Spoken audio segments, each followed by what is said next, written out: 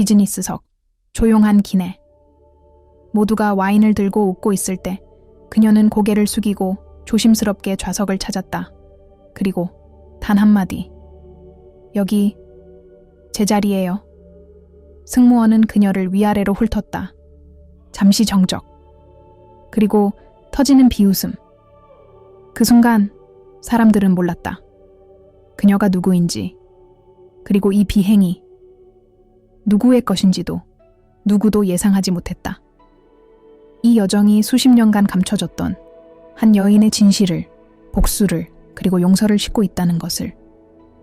이제 진짜 이야기가 하늘 위에서 시작된다. 인천국제공항 14번 탑승구 오전 10시 42분 겨울비가 천천히 활주로를 적시는 날이었다. 방송이 울렸다. 김하나 승객님, 퍼스트 클래스 탑승을 시작합니다. 모두가 고개를 돌렸다. 그리고 모두가 놀랐다. 한복을 곱게 입은 여자가 천천히 일어나 낡은 송화방을 들고 줄을 향해 걸었다. 그녀의 얼굴은 단정했지만 어디에도 미소는 없었다.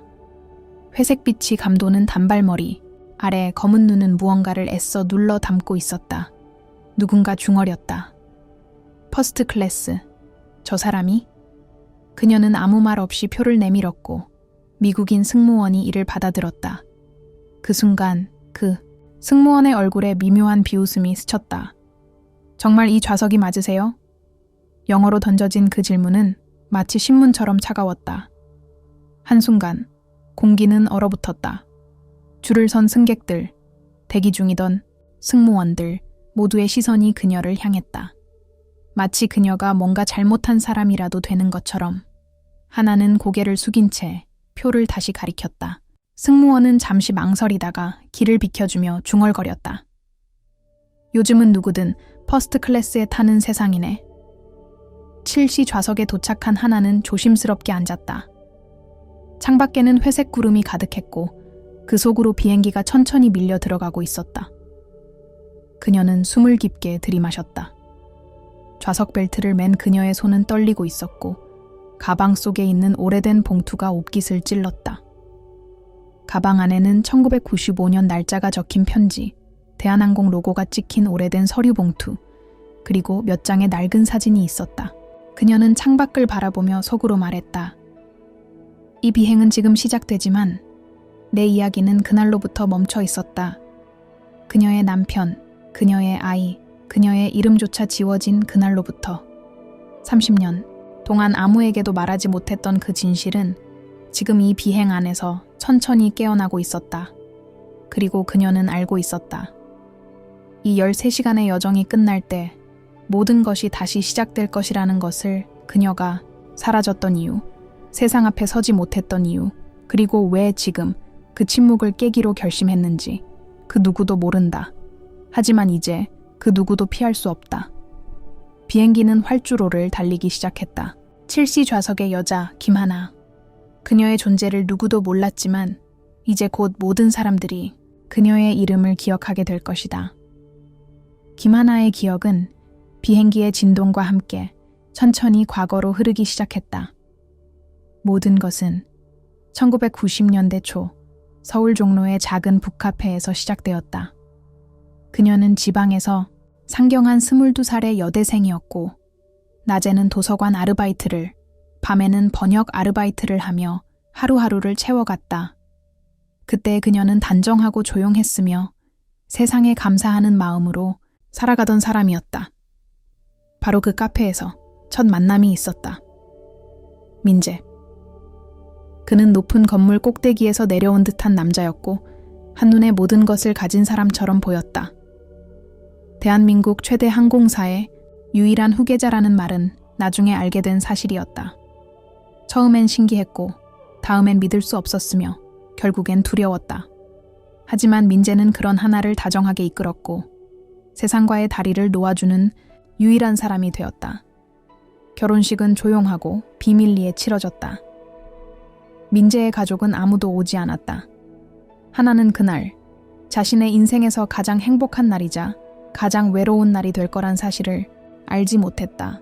그녀는 시댁에서 결코 환영받지 못했다.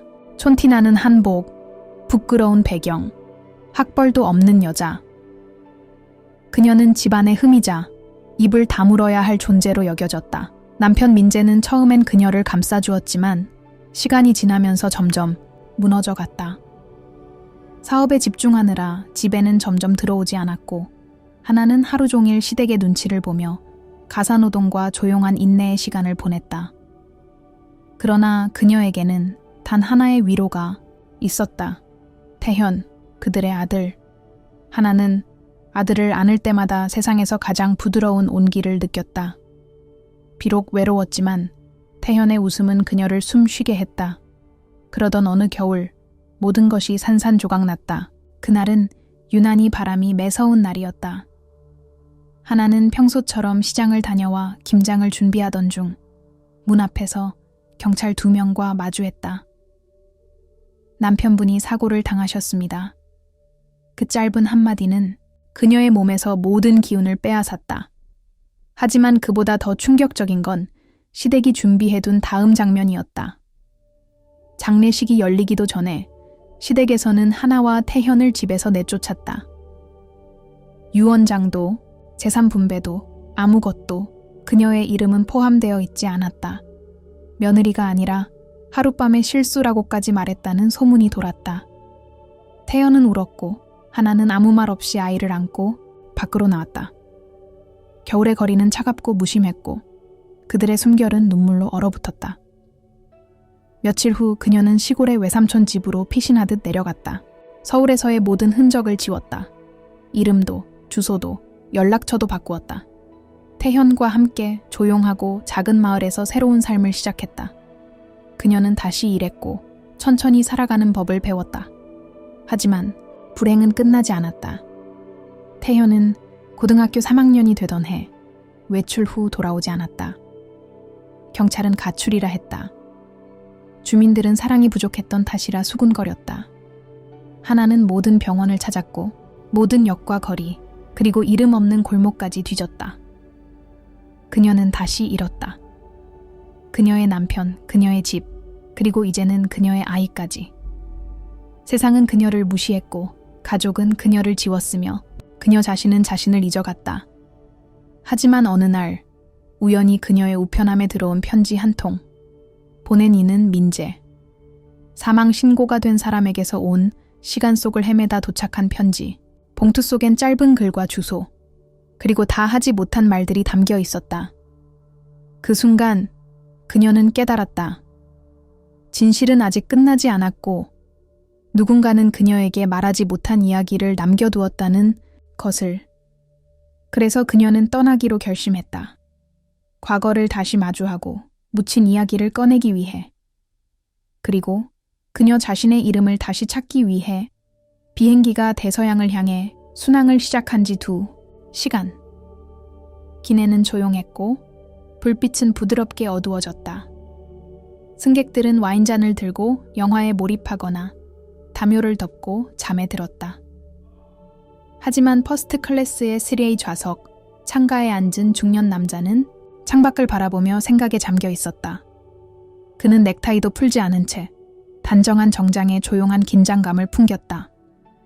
머리는 세련되게 넘긴 은빛 회색, 손끝은 날카롭고 정리된 모습이었다. 그의 이름은 박도균, 대한항공 운영총괄이사, 그리고 오래전 김하나의 시아버지 비서 출신이었다. 그는 하나를 알아보지 못할 수가 없었다. 그녀는 그 시대에 숨겨진 얼굴이었다. 언제나 한 발짝 뒤에서 조용히 웃던, 그러나 누구보다 단단한 내면을 가진 여인이었다. 그는 한때 하나를 존경했었고 그녀가 사라진 날을 누구보다 똑똑히 기억하고 있었다. 그리고 그 이후 그녀에 대한 모든 기록은 회사 안에서 의도적으로 지워졌다. 민재가 죽고 곧이어 나타난 유언장에는 이상하게도 하나의 이름이 없었다. 누군가 어딘가에서 조작이 있었음을 그는 느끼고 있었지만 그 진실을 드러내는 건 위험한 일이었다. 그가 자리에서 일어나 화장실로 향하는 길, 그녀가 앉아있는 7시 좌석을 지나쳤다. 작고 수척한 몸, 곱게 정돈된 머리칼, 그리고 손등 위에 놓인 낡은 편지 봉투. 박도균은 순간 발걸음을 멈출 뻔했다. 그 편지의 봉인이 그가 젊었을 적 회의실에서 수차례 보았던 가족 문서의 인장과 같았기 때문이었다. 하지만 그는 말을 걸지 않았다. 아직은 아니었다. 그녀가 왜 이 비행기를 탔는지, 무엇을 위해 미국에 가는지 그는 추측할 수 없었다. 그저 한 장면이 떠올랐다. 1993년 겨울 회의실에서 우연히 들은 대화. 하나가 사라지기 몇 주 전 민재와 그의 아버지가 심하게 다투던 장면. 그때 민재는 분노에 차서 외쳤다. 내가 하나와 결혼한 게 그렇게 창피합니까? 그 소리는 회의실 유리문을 뚫고도 또렷이 들렸다. 그날 이후 민재는 더 이상 웃지 않았고 하나는 집에서 보이지 않았다. 그리고 민재가 죽고 회사는 급격히 달라졌다. 권력은 형님의 손에 넘어갔고 하나는 그 어떤 회의에서도 언급되지 않았다. 기록상 그녀는 존재하지 않는 인물이었다. 박도규는 조심스럽게 다시 자리에 앉았다. 기내는 조용했지만 그의 머릿속은 복잡한 퍼즐로 가득했다. 왜 하필 지금, 왜 하필 이 비행기인가? 그리고 그녀가 손에 쥔 봉투 속에는 무엇이 들어있을까? 그는 불현듯 불안함을 느꼈다. 자신이 알고 있는 이 기업, 그리고 자신이 충성했던 그 가족에 대해 모든 것을 다시 봐야 할지도 모른다는 예감, 그 시각 기내에서는 작은 긴장감이 일어나고 있었다. 한 외국인 승객이 와인을 더 달라고 요청했지만 승무원은 바쁘다며 무시했다. 그 장면을 목격한 하나는 조용히 배를 눌렀다. 그녀는 유창한 영어로 승무원에게 상황을 설명했고 다시 돌아온 와인의 외국인 승객은 감사 인사를 건넸다. 순간 다른 승객들도 하나를 다시 바라보았다. 처음과는 다른 시선이었다. 누군가가 조용히 중얼거렸다. 아까 그분 영어를 정말 잘하시네요. 그러나 그녀는 다시 창밖을 바라보며 아무 말도 하지 않았다. 그녀의 얼굴에는 여전히 감정이 드러나지 않았지만 그 눈동자는 꺼지지 않는 불빛이 있었다. 그리고 박도규는 그 불빛을 기억했다. 과거에도, 지금에도. 그 불빛은 싸우지 않고도 무너뜨리는 힘을 가진 유일한 것이었다. 그는 서류 가방을 열어 오래된 사진 한 장을 꺼냈다. 회사 창립 40주년 기념식에서 찍은 단체 사진. 맨 끝에 자신도 모르게 비켜 찍힌 하나의 옆모습. 그는 그 사진을 가만히 바라보다가 이내 조용히 접었다. 그 순간 그는 깨달았다. 이 비행은 단순한 항로가 아니다. 이건 오래된 진실이 드러나는 출발점이다. 비행기는 북극권 상공을 지나고 있었다. 기내등은 모두 꺼졌고 창밖에는 희뿌연 얼음빛 구름이 펼쳐져 있었다. 김하나는 무릎 위에 올려둔 가방을 조용히 열었다. 부드러운 천에 쌓여 있던 오래된 봉투 하나를 꺼내 천천히 쓸어내렸다. 종이의 가장자리는 시간이 만든 자국으로 누렇게 발에 있었고 도장이 찍힌 부분은 손때로 닳아 흐릿해져 있었다. 그녀는 봉투를 가슴 위에 올려두고 눈을 감았다. 편지를 처음 받은 건 3년 전 겨울이었다. 마을 우체통에 이상하게도 이름 없이 도착한 우편물. 보낸 이의 이름은 없었지만 그 필체는 단번에 알아볼 수 있었다. 민재. 그녀가 외면한 채 기억 저편에 묻어두었던 이름. 그리고 봉투 안에는 단 3장의 종이와 미국 플러싱의 한 주소가 적힌 쪽지가 함께 있었다. 편지의 시작은 짧고 조용했다. 하나야, 이 편지가 내게 닿을 수 있을 거라고는 생각하지 않았어. 그 첫 문장을 읽었을 때 그녀는 한참을 울었다. 시간이 멈춘 것 같았고 뱃속으로 들어가는 공기조차 무거웠다. 그토록 미웠던 이름에서 느껴지는 사과와 그리움은 그녀가 쌓아왔던 모든 방어벽을 허물기에 충분했다. 민재는 편지에서 고백했다. 그는 결코 하나를 포기한 적이 없었다고. 그녀를 떠나보낸 것도, 아이와의 연락을 끊은 것도 모두 그의 뜻이 아니었다고. 그는 회사와 가족의 압박 속에서 무너졌고 그 무력감이 그녀에게 상처가 되었음을 뒤늦게 깨달았다고 했다. 그리고 무엇보다 충격적이었던 건 그가 유언장을 조작당했음을, 자신의 아버지가 숨겨둔 2번째 서류가 어딘가에 존재한다는 사실을 편지에 담았다는 것이었다. 그 서류에는 하나의 이름이 분명히 있었다. 그는 그것을 숨기지 않으려 했지만 형과 조카, 그리고 몇몇 임원들이 앞장서서 정리를 끝냈다고 했다. 편지에는 그가 마지막으로 남긴 말이 있었다. 미국 플러싱 4D번에 있는 오피스텔 12층. 그곳에 아버지가 맡겨둔 것이 있다고 들었어. 혹시라도 네가 이 편지를 읽는다면 부디 내 이름을 다시 찾길 바란다. 하나는 그 주소를 수첩에 적고 편지를 다시 접어 가방에 넣었다. 그날부터 그녀의 시간은 다시 흘러가기 시작했다. 무너졌던 자존심과 감정의 잔해들 사이로 작고 단단한 용기가 자라나기 시작했다. 그녀는 알 수 있었다. 민재가 남긴 이 마지막 말이 단순한 사과가 아니라 한 여자를 세상으로 다시 걷게 만드는 열쇠라는 것을 기내는 여전히 조용했다. 멀리서 엔진의 일정한 소리만이 울렸다. 그녀는 손등으로 눈가를 훔치고 허리를 곧게 폈다. 이제 그녀는 더 이상 숨어 있을 이유가 없었다. 이름 없는 편지 한 장이 사라졌던 자신을 다시 찾아주는 안내서가 되어주었다. 그녀는 이제 알았다. 그 비행기는 단순한 여행이 아니었다. 그건 무너졌던 진실을 꺼내고 지워졌던 이름을 되찾고 깊게 묻어두었던 과거를 정면으로 마주하는 여정이었다. 그리고 그녀는 아직 말하지 않았지만 이 여정이 끝나는 그곳에서 다시 태현의 이름을 부를 수 있을 거라는 희망을 가슴 깊숙이 간직하고 있었다. 비행기는 드디어 존 F. 케네디 국제공항에 착륙했다. 착륙의 진동과 함께 기내 방송이 흐르고 승객들은 하나둘씩 자리에서 일어나 짐을 챙겼다. 김하나는 조용히 자리에서 일어나 천천히 통로로 나섰다. 손에는 가벼워 보이지 않는 낡은 가방과 편지, 그리고 잊히지 않는 얼굴들이 묻혀 있었다. 공항에 복잡한 소음이 서서히 귀에 들어오자 그녀는 고개를 들어 낯선 도시의 공기를 마셨다. 뉴욕. 30년 전 신혼여행조차 가보지 못했던 곳. 하지만 지금 그녀가 도착한 이유는 여행도 관광도 아닌 묻혀있던 이름과 진실을 찾아가는 여정이었다. 입국 심사를 마치고 수화물 대기구역에 도착했을 때 그녀는 누군가의 시선을 느꼈다. 그 자리에 서 있는 젊은 여성이 손에 태극기가 붙은 명찰을 달고 있었다. 그녀는 밝은 미소로 다가와 정중한 인사를 건넸다. 김하나는 순간 멈칫했지만 익숙한 억양과 친근한 말씨에 고개를 끄덕였다. 그녀는 뉴욕에서 일하는 교포 2세 자원봉사자로 한국 노인 승객들을 돕는 통역 및 안내 활동을 한다는 설명을 덧붙였다. 그녀의 이름은 지수였다.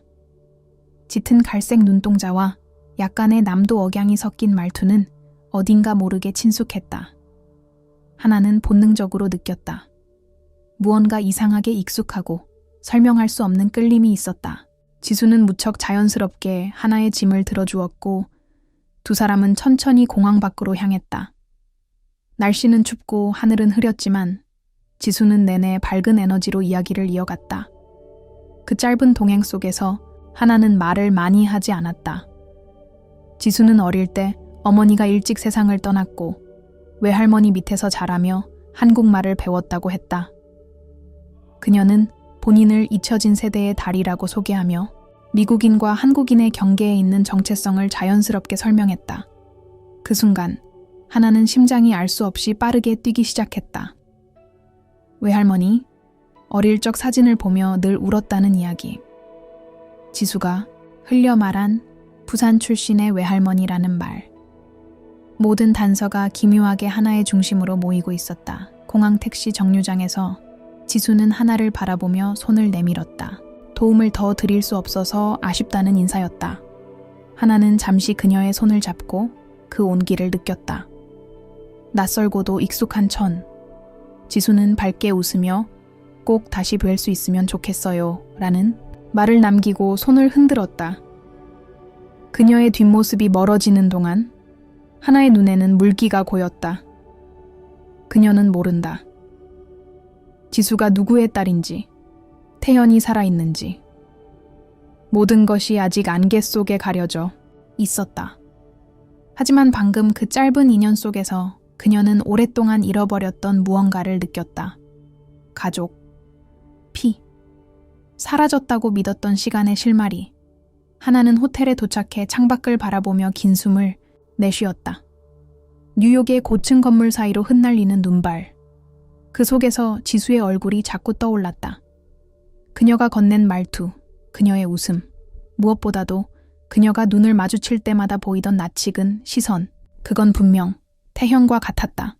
하나는 처음으로 마음속 깊이 들어오는 직감과 마주했다. 그 아이는 단순한 친절한 통역자가 아니었다. 그녀는 피로 이어진 자신의 조각이었다. 아직 아무것도 밝혀지지 않았다. 편지의 주소, 감춰진 진실, 그리고 지수의 정체.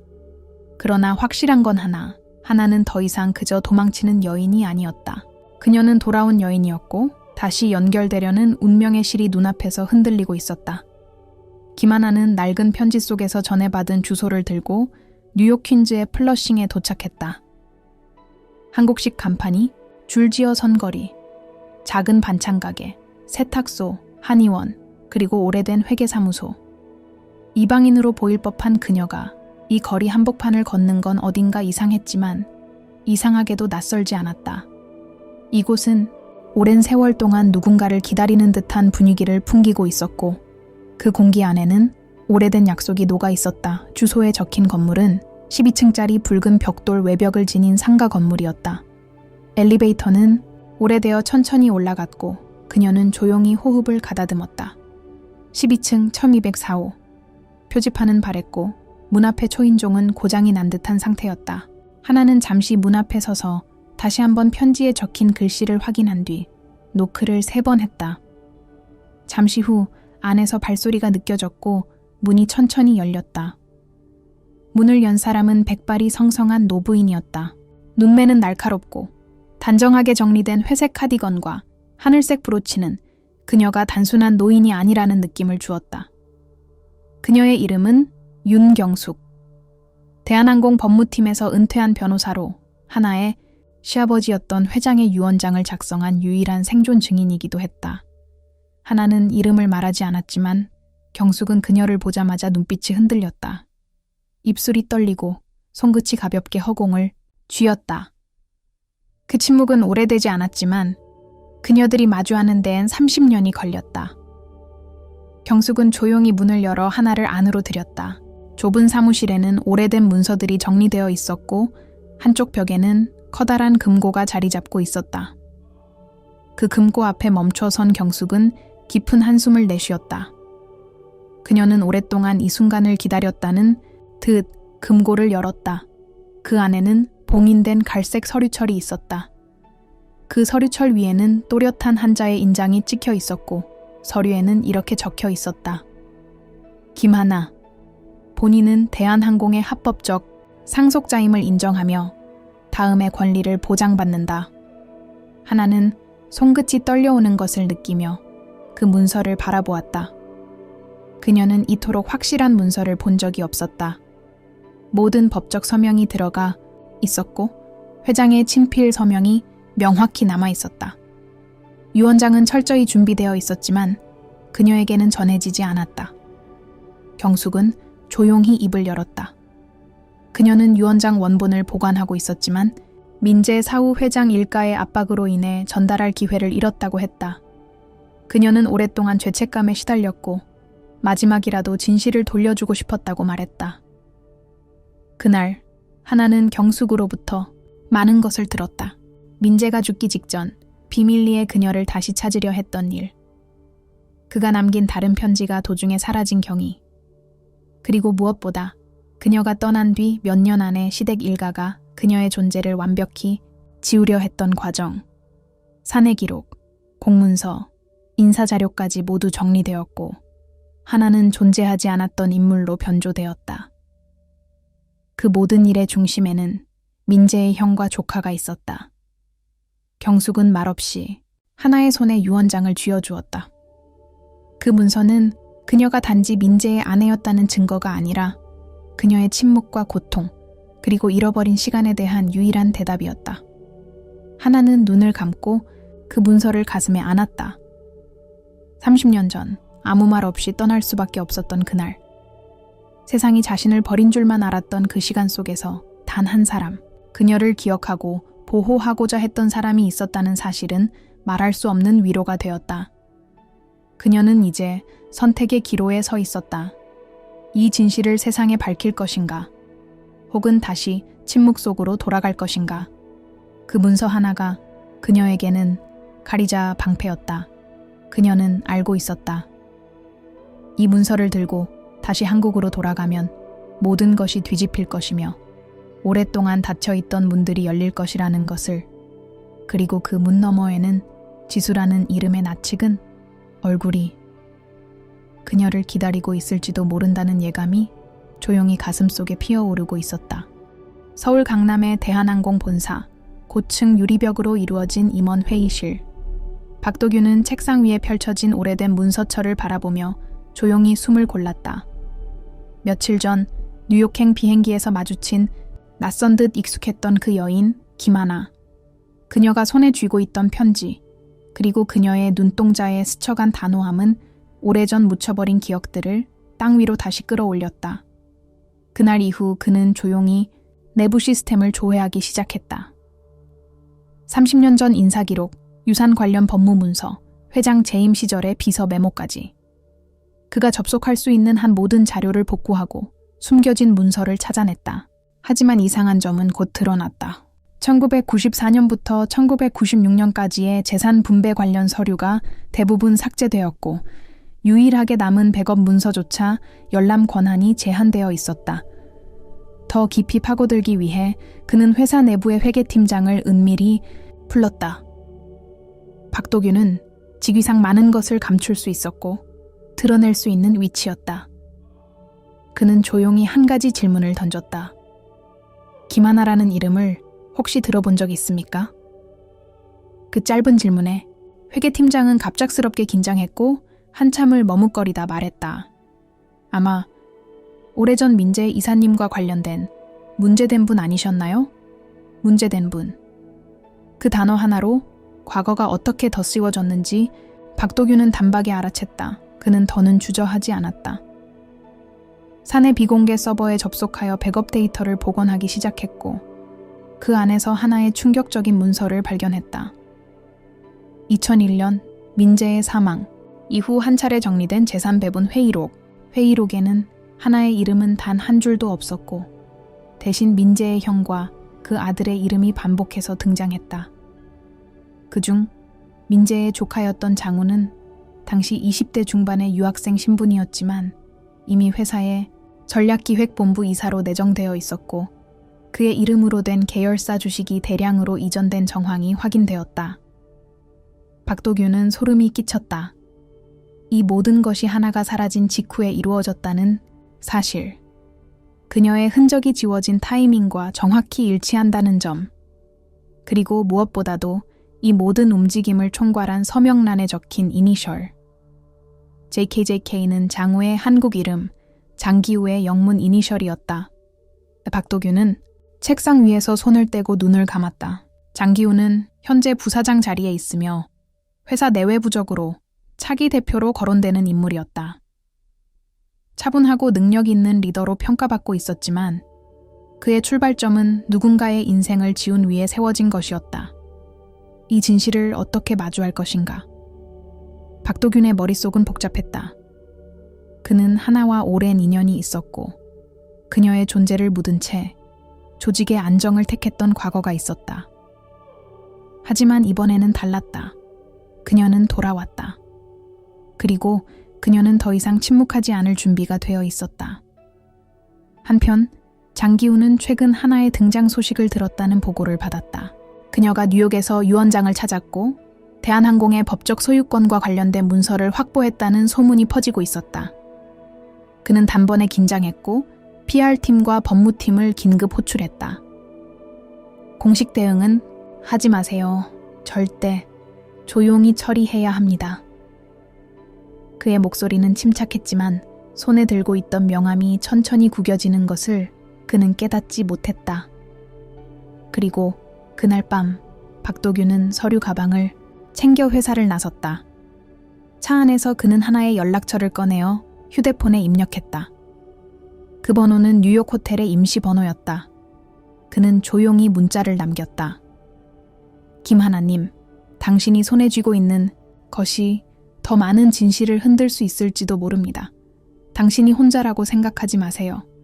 진실은 다시 물 위로 올라오고 있었다.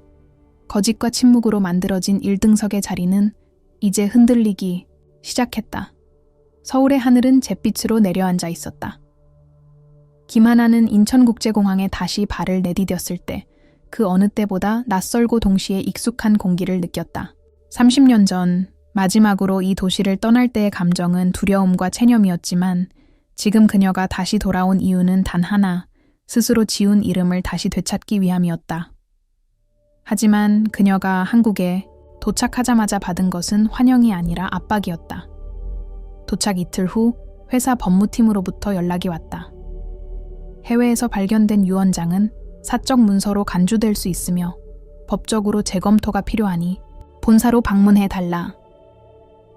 정중한 표현 속에는 침묵을 요구하는 함정이 숨어 있었다. 그녀는 곧장 박도균에게 연락했고 그는 즉시 만나자고 했다. 그들의 만남은 서울 남산의 작은 찻집에서 이루어졌다. 도심의 소음이 닿지 않는 고요한 공간. 그곳에서 하나는 박도균으로부터 충격적인 이야기를 듣게 되었다. 유언장이 존재한다는 사실은 이미 장기우에게 전해졌고 그는 사내 핵심 고위층을 대상으로 조용한 대책 회의를 열었다는 것이었다. 그의 전략은 명확했다. 하나가 가지고 있는 서류의 진위 여부를 의심하게 만들고 그녀의 과거를 끄집어내어 정신적 불안정이라는 프레임을 씌우는 것. 그녀가 법정에 선다 해도 신뢰할 수 없는 인물로 보이게 하려는 치밀한 계획이었다. 그날 밤 하나는 호텔로 돌아와 창밖을 바라보았다. 서울의 불빛은 여전히 찬란했지만 그녀의 마음속에는 묵직한 어둠이 내려앉았다. 자신이 다시 돌아온 것이 과연 옳은 일이었을까? 지수의 얼굴이 떠올랐다. 만약 자신이 싸움을 시작한다면 그 불씨가 그 아이에게도 옮겨갈 수 있다는 생각이 스쳤다. 그리고 오래전 떠났던 그날의 기억이 다시 떠올랐다. 태연을 품에 안고 집을 나섰던 그 겨울밤, 그녀는 한 번도 뒤를 돌아보지 않았다. 아이를 지키기 위해서였다. 지금도 그 마음은 변하지 않았다. 지수가 혹시라도 태연의 딸이라면 그녀의 존재가 위험해지는 것은 막아야 했다. 그녀는 처음으로 주저했다. 유언장을 공개하는 것이 정말 정답일까? 과연 이 진실은 누군가를 살릴 수 있는 무기인가? 아니면 또 다른 상처를 남기는 칼날일까? 다음 날 장기우의 비서에게서 하나에게 비공식적인 제안이 들어왔다. 법적 분쟁을 피하는 대신 금전적 보상을 제공할 수 있다. 그 말은 결국 입 다물고 떠나달라는 것이었다. 그녀는 그 순간 모든 감정이 뒤섞이는 것을 느꼈다. 그들이 아직도 자신을 없던 사람으로 만들려 한다는 현실. 하지만 동시에 그녀의 침묵이 곧 하나이의 안전을 지킬 수도 있다는 복잡한 두려움. 하나는 처음으로 선택의 기로에 섰다. 그날 밤 하나는 방 안에서 유언장을 펼쳤다. 종이 위에 글자 하나하나가 또렷하게 눈에 들어왔다. 그녀는 한 문장을 반복해서 읽었다. 본인은 김하나에게 모든 경영권과 재산 분배 권리를 위임함을 증명함. 그 문장은 단순한 상속 선언이 아니었다. 그것은 잊힌 사람의 이름을 세상에 다시 쓰는 선언이었다. 그녀는 결심했다. 침묵은 더 이상 미덕이 아니었다. 하지만 그 침묵을 깨는 방식은 조심스럽고 전략적이어야 했다. 그녀는 박도균에게 연락을 남겼다. 다시 시작하겠습니다. 하지만 조건이 하나 있습니다. 지수에게는 아무것도 닿지 않아야 합니다. 그녀는 이제 한 사람의 어머니이자 한 기업의 법적 소유자였고 무너진 이름을 다시 세우려는 여인이었다. 진실을 드러낼 시간은 다가오고 있었다. 그러나 이번에는 그녀의 목소리가 침묵보다 더 강할 것이었다. 3월의 마지막 주 월요일, 인천국제공항 제1터미널에 긴장감이 맴돌고 있었다. 출국장이 아닌 보안 검색을 거친 뒤 마련된 특별 기내 공간.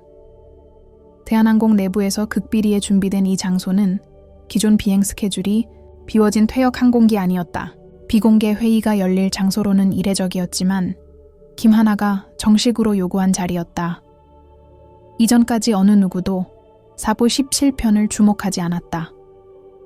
그 비행기는 몇 달 전 운항을 종료한 국제선 노성이었고 지금은 창고 겸 교육용 공간으로 활용되고 있었다. 하지만 하나는 이 기체에서 회의를 열자고 했다.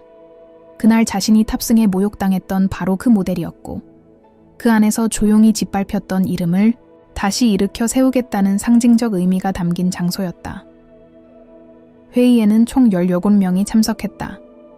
대한항공이사회 일부, 법무팀 책임자, 외부 감사인, 그리고 박도균. 그 누구도 하나가 이 자리를 직접 주재하리라고는 예상하지 못했다. 더구나 그녀가 퍼스트 클래스 유니폼과 비슷한 아이보리색 정장을 입고 나타났을 때 일부는 흠칫 놀라며 속삭였다. 그녀는 결코 위축되지 않았고 눈은 맑고 단단했다. 회의 시작 전 그녀는 한 장의 문서를 꺼내 기체 앞쪽 좌석 테이블 위에 올려놓았다. 그것은 그녀가 미국에서 들고 온 원본 유언장이었다. 김하나가 민재에게서 받은 마지막 진실, 그리고 시아버지가 자필로 서명한 법적 상속권 확인 서류였다. 장기훈은 회의의 모습을 드러내지 않았다. 대신 그의 법률 대리인이 참석했으며 그는 유언장의 진위 여부를 문제 삼으며 법적 효력의 의문을 제기했다.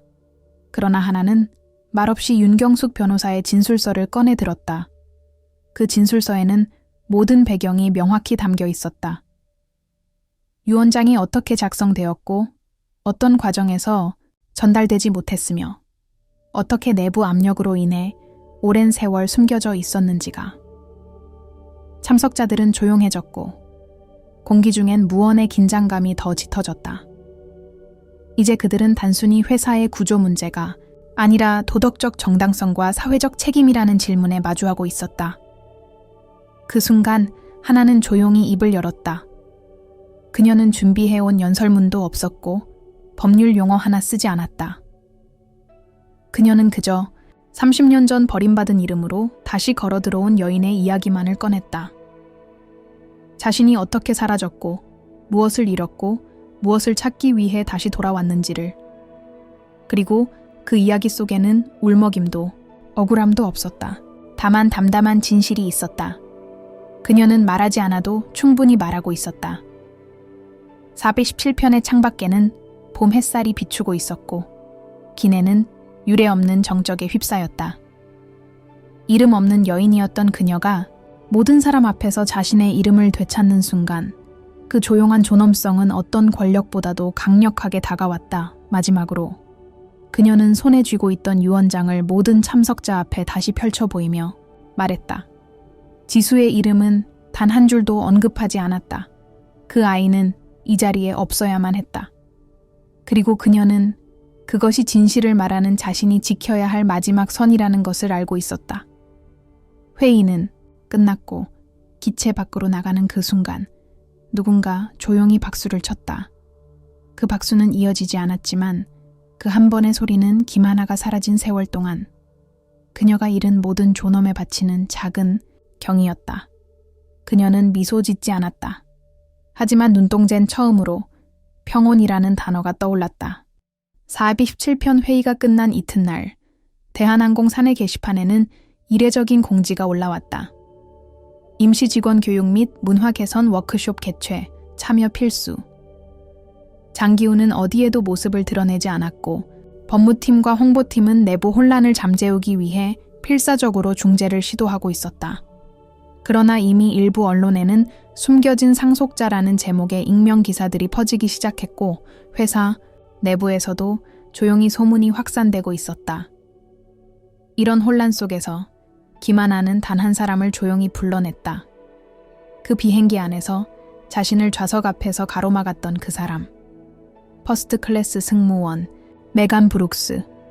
이름도 얼굴도 기억 속에 생생히 남아 있었고 하나는 마주해야 할 마지막 조각이라고 느꼈다. 공식 초대 형식을 빌려 그녀를 한국으로 불러들인 것은 복수나 망신이 아닌 오롯이 인간 대 인간으로서 마주하기 위함이었다. 두 사람의 재회는 공항 VIP 라운지의 한쪽에서 이루어졌다. 정중하지만 차가운 공기, 마치 서로의 존재를 확인하는 듯한 정적. 하지만 의외로 먼저 입을 연 것은 메간이었다. 그녀는 지난 몇 주 동안 자신이 본 뉴스들과 내부 자료들을 읽었고 모든 사실을 알고 있었다고 했다. 그리고 그날 비행기 안에서의 자신의 행동을 처음으로 곱씹어 보았다고도 했다. 하나는 그 말을 듣고도 아무 말이 없었다. 메간은 곧장 가방 안에서 편지 한 장을 꺼내 건넸다. 송글씨로 적힌 짧고 단정한 사과문이었다. 정형화된 회사 양식도 아니었고 언론을 위한 모범 답안도 아닌 단순한 사람의 글이었다. 그녀는 그날 하나의 외모와 말투, 그리고 좌석 티켓조차 믿지 않았던 자신이 얼마나 교묘한 무의식 속에 갇혀 있었는지를 적었다. 그녀는 자신의 눈이 어떤 편견으로 가득 차 있었는지를, 그리고 그것이 어떤 상처를 남겼는지를 깨달았다고 말했다. 하나는 그 편지를 읽는 내내 자신이 지난 30년간 얼마나 많은 모욕을 그저 견디는 법으로만 넘겨왔는지를 떠올렸다. 사과를 받아본 적은 거의 없었다. 그리고 진심 어린 사과 앞에서 자신이 어떤 반응을 보여야 하는지도 오히려 낯설게 느껴졌다. 그러나 이상하게도 그 순간 하나는 화가 나지 않았다. 그녀는 눈을 들어 메간을 바라보았고 그 눈동자는 원망도 분노도 없었다. 대신 메간의 눈에서 작게 떨리는 눈물이 맺혔다. 그녀는 사람들 앞에서는 당당했고 회사에서는 능력자였으며 항상 표정 관리에 능한 사람이었지만 지금 이 순간만큼은 진심이 그 눈가를 적시고 있었다. 하나는 조용히 자리에서 일어나 그녀의 편지를 가방에 넣었다. 그건 더 이상 책임을 묻기 위한 증거가 아니라 한 인간이 보여준 용기의 흔적이었다. 그날 밤 하나는 호텔로 돌아와 창문을 열었다. 서울 밤하늘에 봄비가 내리고 있었고 유리창에 부딪히는 물방울 소리는 오히려 평온했다. 그녀는 창가에 앉아 조용히 생각했다. 지수의 얼굴, 박도균의 조용한 지원, 경숙 변호사의 오랜 침묵, 그리고 메간의 눈물. 이 모든 것들이 복잡하게 엉켜있던 감정을 천천히 풀어주는 듯했다. 그녀는 처음으로 느꼈다. 자신의 이야기가 단지 복수나 되찾기 위함이 아니라 누군가의 시선을 바꾸고 누군가의 인생을 돌아보게 만들 수 있다는 사실을, 그리고 그것이야말로 이 모든 여정에서 가장 값진 변화일지도 모른다는 것을. 그녀는 다음 날 새벽 편지를 한 장 더 썼다. 받는 이는 지수. 내용은 간단했다. 그날 공항에서 만난 당신의 미소가 내가 잃지 말아야 할 이유였는지도 몰라요. 그리고 마지막 문장. 아무것도 강요하지 않겠지만 언젠가 이 이야기를 들어줄 수 있다면 나는 기꺼이 다시 시작할 준비가 되어 있습니다. 그녀는 편지를 접어 가방에 넣었다. 서울의 밤은 여전히 어두웠지만 그 어둠은 더 이상 무섭지 않았다. 봄비가 그치고 서울 하늘은 드물게 맑았다. 김하나는 검은 정장을 입고 경기도 외곽의 조용한 공동묘지에 도착했다. 멀리서 들려오는 참새 소리와 푸른 바람이 묘지 주변의 솔나무를 흔들고 있었다. 그녀의 발걸음은 조심스러웠고 손에는 하얀 국화 한 송이가 들려 있었다. 그녀가 향한 곳은 다른 묘비들 사이에 조용히 묻혀있던 작은 비석 하나. 민재의 묘라고만 적힌 단출한 이름 없는 묘지였다. 유족들의 선택으로 더 이상의 설명도, 직책도, 인적 정보도 새겨지지 않은 돌. 그녀는 그 앞에 앉았다. 30년 만이었다. 사랑했고 미워했고 끝내 오해한 채 떠나보낸 사람. 그와 함께 보낸 시간은 길지 않았지만 그녀의 인생 전체를 바꿔놓은 이름이었다. 그는 보호하지 못했고 그녀는 끝내 말하지 않았다. 그러나 지금 그녀는 말해야 할 것이 있었다.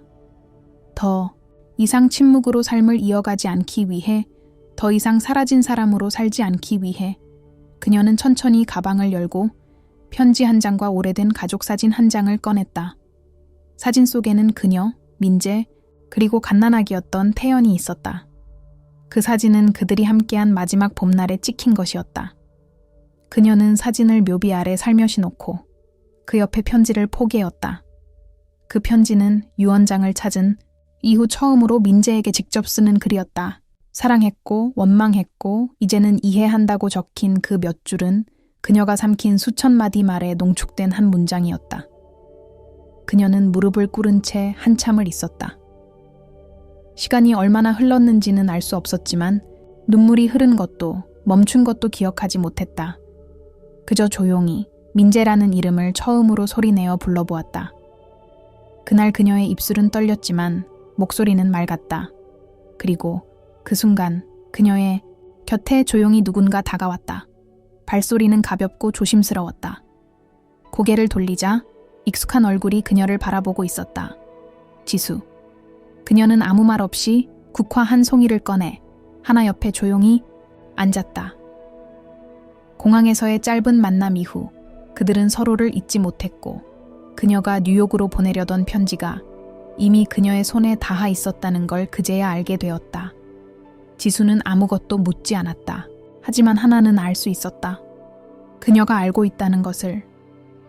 그리고 지금 이 자리에 있는 것은 그녀가 모든 퍼즐을 맞추었기 때문이 아니라 그녀가 알고 싶어졌기 때문이라는 것을. 두 여인은 서로를 바라보았다. 그 사이에 민재의 묘가 있었고 사진 한 장과 편지 한 장이 있었다. 그건 과거의 무게이기도 했고 미래를 잇는 유일한 끈이기도 했다. 지수는 조심스럽게 입을 열었다. 그녀가 말한 첫 문장은 이제 저도 제 이야기를 듣고 싶어요 였다. 그 말은 하나의 심장을 무너뜨리기에 충분했고 동시에 다시 뛰게 만들기도 했다. 그날 오후 두 사람은 함께 서울로 돌아왔다. 짧은 말들, 오래된 침묵, 그리고 닫힌 문들. 그러나 이제 문은 열릴 준비가 되어 있었다. 하나는 처음으로 확신했다. 태현은 그녀에게서 사라졌지만 그가 남긴 것은 사라지지 않았다는 것을, 그리고 그것이 그녀가 지금까지 버틸 수 있었던 유일한 이유였다는 것을. 서울역 맞은편 오래된 찻집 2층, 기만하는 낡은 가방을 테이블 옆에 조심스레 내려놓았다. 그 가방은 그녀가 미국으로 떠났을 때에도 다시 돌아왔을 때에도 늘 곁에 있었다. 가죽은 해졌고 지퍼는 삐걱거렸지만 그 안에는 그녀의 지난 세월이 조용히 접혀 있었다. 사진, 편지, 유언장, 그리고 말하지 못했던 이름들까지. 가방은 언제나 무거웠지만 그날만큼은 이상하게 가볍게 느껴졌다. 지수는 그녀의 맞은편에 앉아 있었다. 둘 사이에는 커피 한 잔과 따뜻한 보리차가 놓여 있었고 창밖으로는 봄 햇살이 부드럽게 내려앉고 있었다. 지수의 손등에는 여전히 작은 긴장이 감돌았지만 그녀의 눈빛은 더 이상 의심이 아니라 기다림이었다. 하나는 조용히 숨을 들이쉬고 이야기를 시작했다. 그녀가 왜 떠났는지, 왜 돌아왔는지, 그리고 왜 이제서야 말할 수 있었는지를. 말은 길지 않았다. 그녀는 감정을 정리한 적이 없었지만 이야기만큼은 준비되어 있었다. 지수는 묵묵히 들었다. 눈물을 보이지 않았고 고개를 자주 끄덕이지도 않았다. 하지만 그녀의 자세 하나, 손끝의 떨림 하나가 모든 걸 이해하고 있다는 것을 말해주었다. 이야기가 끝나고 두 사람 사이에는 말없는 시간이 흘렀다. 하나는 고개를 숙이고 지수는 가만히 그녀의 가방을 바라보았다. 그리고 조심스럽게 물었다. 이 가방 계속 가지고 계셨던 거예요? 그 질문은 단순했지만 하나는 이상하게 마음이 저릿해지는 것을 느꼈다. 그녀는 고개를 끄덕이고 지퍼를 조용히 열었다. 그 안에는 그녀가 간직해온 모든 것이 들어있었다. 태연의 아기 때 입던 모자, 민재와 찍은 한 장뿐인 사진, 태연이 초등학교 때 그려준 그림, 그리고 마지막으로 접혀있던 하나가 지수에게 쓰려다 멈췄던 편지 초안. 지수는 하나하나를 조심스럽게 꺼내보며 자신도 모르게 눈가가 붉어졌다. 그녀는 그 안에 자신의 이야기가 말하지 않아도 느껴지는 진심이 담겨 있다는 것을 알 수 있었다. 하나는 조용히 말했다. 이제 이 가방을 닫고 싶다고. 이제는 그것들을 자신만이 아닌 지수와 함께 나누고 싶다고. 그녀는 오랫동안 홀로 버텨왔지만 이제는 다시 연결된 이 끈을 절대 놓치고 싶지 않다고 느끼고 있었다. 며칠 후 김하나는 인천공항을 다시 찾았다. 이번에는 혼자가 아니었다. 지수와 함께였다. 지수는 그녀의 곁에서 밝게 웃었고 하나는 작게 고개를 끄덕이며 입국 게이트 앞에서 멈췄다. 기내 수속을 기다리며 가방을 맡기려 할 때 직원이 정중히 그녀에게 말했다. 고객님, 이 가방은 직접 들고 가시는 게 더 안전하실 겁니다. 하나는 가만히 웃으며 고개를 저었다. 아니에요. 괜찮습니다. 이제는 이 가방이 더 이상 그녀를 지탱하는 짐이 아니었기 때문이다. 그녀는 가방을 맡기고 창밖을 바라보았다. 비행기들이 활주로를 따라 천천히 이동하고 있었고 하늘은 어느 봄날보다 맑고 투명했다. 그녀는 조용히 속삭였다. 이제 괜찮아. 그리고 처음으로 자신의 이름을 마음속 깊이 불렀다. 김하나. 잊히지 않았던 이름, 잊히지 않았던 이야기, 그리고 다시 시작된 삶의 서사. 공항 스피커에서 안내 방송이 울리고 그녀는 지수와 함께 게이트를 향해 걸어갔다. 가방 하나를 두고 떠나는 여정이었지만 그녀는 그 어느 때보다 가벼웠다. 그리고 어딘가에서 민재도, 태현도 그녀가 다시 자신을 되찾은 이 순간을 조용히 지켜보고 있을 거라 믿고 있었다.